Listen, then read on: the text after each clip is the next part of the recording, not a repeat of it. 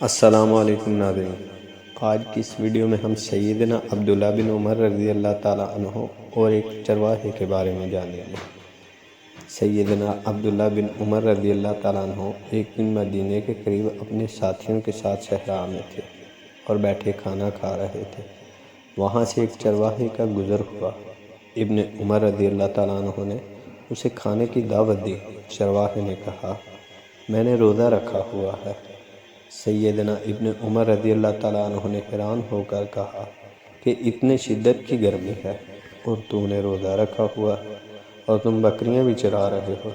پھر سیدنا ابن عمر رضی اللہ تعالیٰ عنہ نے اس کی دیانتداری اور تقوی کا امتحان لینا چاہا اور کہا، کیا تم ان بکریوں میں سے ایک بکری ہمیں بیچ سکتے ہو؟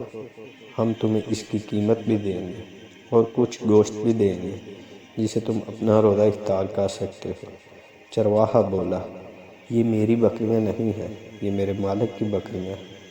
سیدنا ابن عمر رضی اللہ تعالیٰ عنہ فرمانے لگے، اپنے مالک سے کہنا ایک بکری کو بھیڑیا کھا گیا۔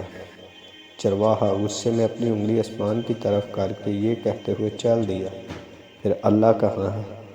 ابن عمر رضی اللہ تعالیٰ عنہ بار بار چرواہے کی بات کو دہراتے جا رہے تھے کہ اللہ کہاں ہے، اللہ کہاں ہے، اور روتے جا رہے تھے۔ اور جب سیدنا عبداللہ بن عمر رضی اللہ تعالیٰ عنہ مدینہ پہنچے، چرواہے کے مالک کو ملے، اس سے بکریاں اور چرواہا خریدا اور اسے آزاد کر دیا اور بکریاں بھی اسے دے دی اور اسے کہا کہ تمہارے ایک جملے نے تجھے آزاد کروا دیا۔ اللہ کہاں ہے؟ اللہ سے دعا ہے کہ تجھے قیامت کے دن دوزخ کی آگ سے بھی آزاد کرے۔ ویڈیو اچھی لگے تو ویڈیو کو شیئر، لائک اور چینل کو سبسکرائب کر دیں اور بیل آئیکن پریس کر دیں تاکہ ہر آنے والی نئی ویڈیو کا نوٹیفیکیشن آپ کو مل سکے۔